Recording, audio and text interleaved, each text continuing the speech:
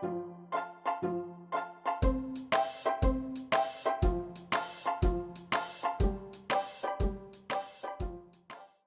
I'm going to show you how to make your own preservative-free fresh almond milk. One of the reasons I got into making my own almond milk was just the pure frustration of going to the store and never being able to find any unsweetened almond milk.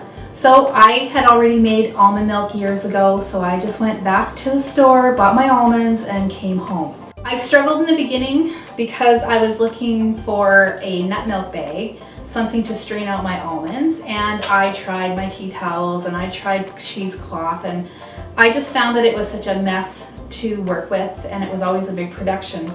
So I have here today my Get Real Bistro nut milk bag, which I manufacture at Get Real Bistro. It's a seamless bag, and it just makes making your almond milk super simple.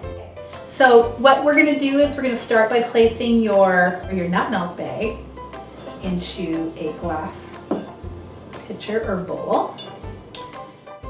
Okay, and then you just cinch in the cord a little bit.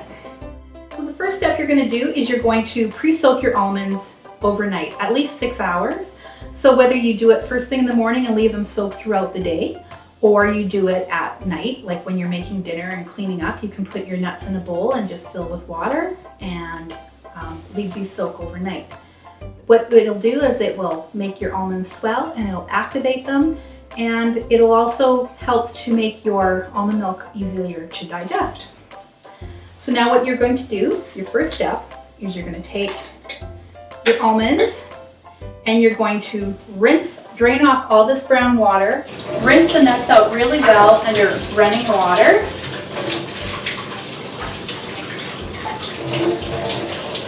So we're just getting fresh pre-soaked almonds. So the ratio that I'm using today, I use about 3/4 of a cup of pre-soaked almonds to 4 cups of water. If you want a richer, thicker milk, you can just add more nuts. It's just that simple. And now we're going to add our pre-soaked nuts to the pitcher. And we're going to secure the lid. Now, before we go on, I just want to make it clear that you don't need to have a fancy-dancy blender. Any blender will work.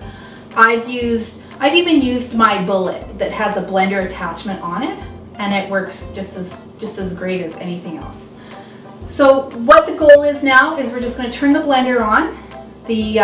As the nuts grind down and get pulverized, the water is going to turn into a white, milky, frothy milk. So as you can see, the water has now turned into almond milk. Now the next step in the process is we are going to strain the ground up almonds from the milk, and then you're going to cinch in the cord, and you're just going to strain out the milk.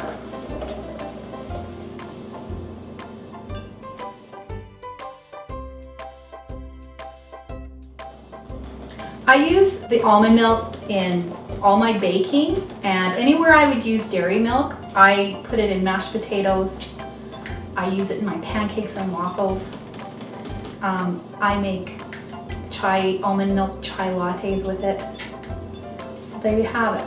Okay, so I recommend storing it in a glass pitcher, and you can drink this right away. I prefer mine chilled.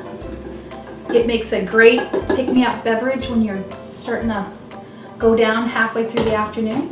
So there you have it. There is your own preservative-free fresh almond milk that you can make every day at home. Usually what I do is I'll make a double batch, and I go through that about twice a week. Now, what to do with the leftover almond meal? Once you've strained all the milk out, the remaining product in the bag becomes another useful product that you can bake with. And I'm going to show you the almond meal. For just all intents and purposes, I don't usually have time to be baking every single day, so I'll just put this in a Ziploc bag and put it in the deep freeze so that when I'm ready to bake pumpkin pecan scones or power bars or carrot cake or even a berry crumble or something, I will just pull this out of the deep freeze, let it thaw, and then just add it as an ingredient to my baked products. Now the next stage is we're going to show you how super simple it is to clean out your bag.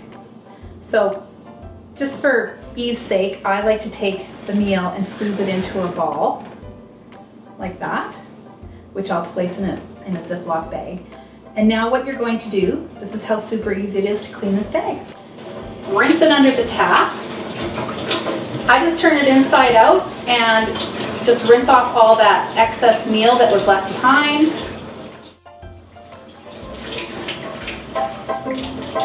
Give it a little squeeze. And then I just hang it in my cupboard door over top my sink to dry. And there you have it. That's just how super easy it is to make your own almond milk at home.